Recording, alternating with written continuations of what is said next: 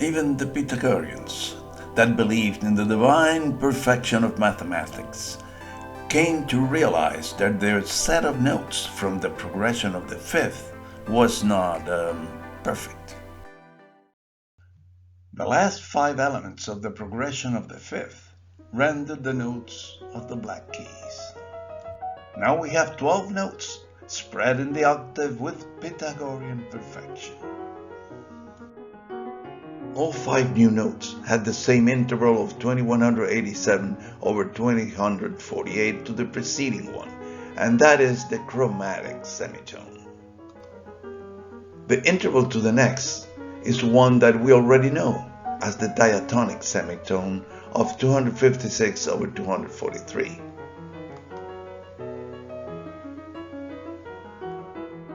A chromatic semitone above C renders a C sharp. A diatonic semitone above C renders a D. However, a chromatic semitone below D does not go back to C sharp, but renders what would be a new note called D flat. The interval between the flat and a sharp is what is known as a Pythagorean comma. And after the comma comes the Pythagorean period, right? He couldn't get to the period because he went into a coma. I knew you would come up with some wisecracking, but let's get back to this. Here's something interesting. Though it was Pythagoras who laid down the logic for the diatonic scale, according to which musical instruments were tuned for more than 1,000 years, it was Euclid in the next century that studied its problems and came up with the correct figure for the Pythagorean comma. Why did they need those flats so badly? The Greeks never used the flats, but there was also a problem with the fifth, which are the basis of the Pythagorean tuning. Let's play a C and a G. Together, they sound fine. It's a perfect fifth diet. Next, we play C sharp and a G sharp together. Also perfect. Now a D and an A. Also good. And so the next seven.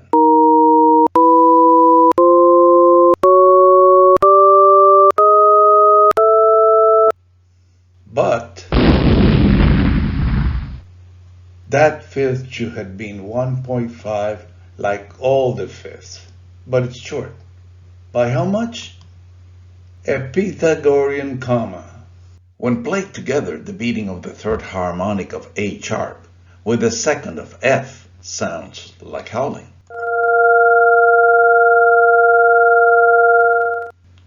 This nasty interval came to be known as the wolf fifth. It shouldn't come as a surprise that the wolf fifth is caused by a couple of tones that are beating, right? But which? Some harmonic beating with some other harmonic. Harmonics create combination tones even with a perfect fifth, and all well within hearing range. The frequency of the beats of the wolf fifth are below the hearing range. What now? Remember that when playing a perfect fifth, every other harmonic of the higher note reinforced one of the lower. If that fifth is not exactly 1.5 F, that won't happen. Being it only 1.48 in the wolf fifth, its second harmonic will be some 0.04 F short. So the wolf fifth will be howling about 1 time per second when F equals 32 Hz approximately. That will be an A sharp 0. And about 20 howls per second when F equals 500 Hz at A sharp 4. And that's a lot of howling.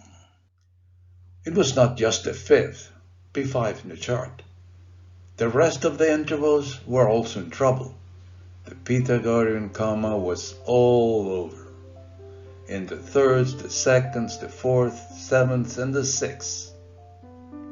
For centuries, musicians dealt with this problem using their skills to avoid the howling. But when the keyboard instruments appeared in the 1400s, tuning could no longer be altered while playing it.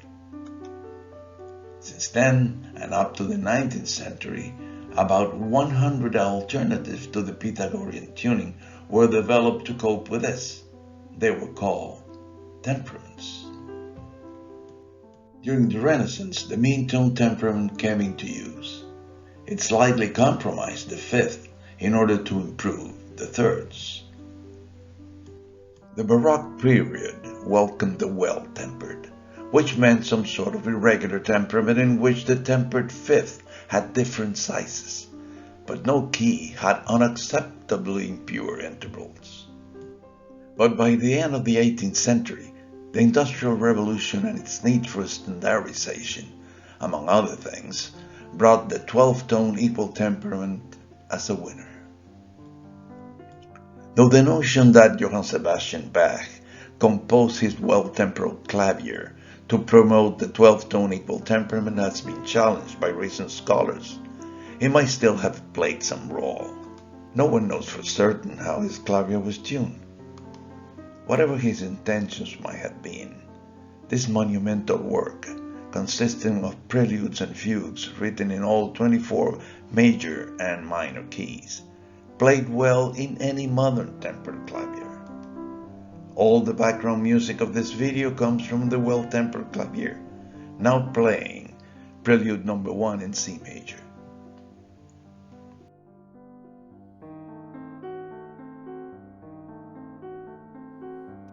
Yes, I know. What's equal temperament? Instead of using Pythagorean intervals, an equal tempered octave has 12 equal semitone intervals. The ratio of each semitone to the previous one must be such that after 12 semitones the frequency must have doubled. The ratio must then be the 12th root of 2, so that when multiplied by itself 12 times, it renders 2. Remember the whole fifth of the Pythagorean tuning? This is how the same fifth sounds with equal temperament. Nice.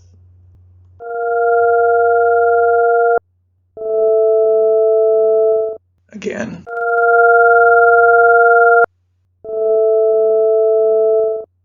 Equal temperament solves the problem, right? Same as with the decibel for sound intensity, a logarithmic unit also became useful for frequency interval ratios. Why, if the same intervals produce the same sensation in any octave, should the lower ones be represented smaller? That is what happens with a linear representation, but not with a logarithmic one, in which they all have the same size. The unit for such a representation is the cent, which is the 1200th root of 2. An octave has 1200 cents, and an equal tempered semitone has 100, hence the name cent. Even the cent symbol is used.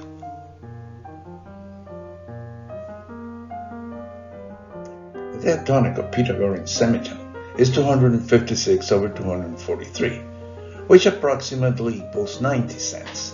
The chromatic semitone, 2187 over 2048, is approximately 113 cents. Then the Pythagorean comma must have 113 minus 90, approximately equal to 23 cents. Vibratos in violins and other instruments may go from plus minus 30 cents to as much as plus minus 120 cents.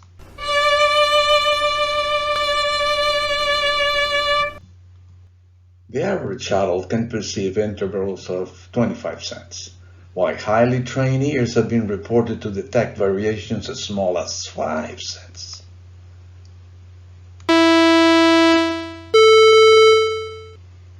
That's off key.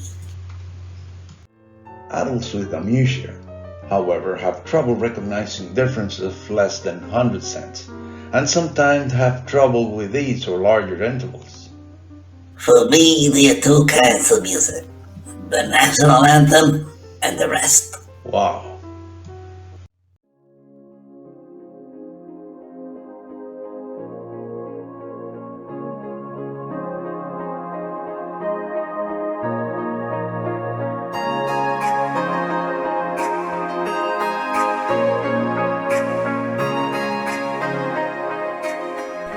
Enough for one class, right?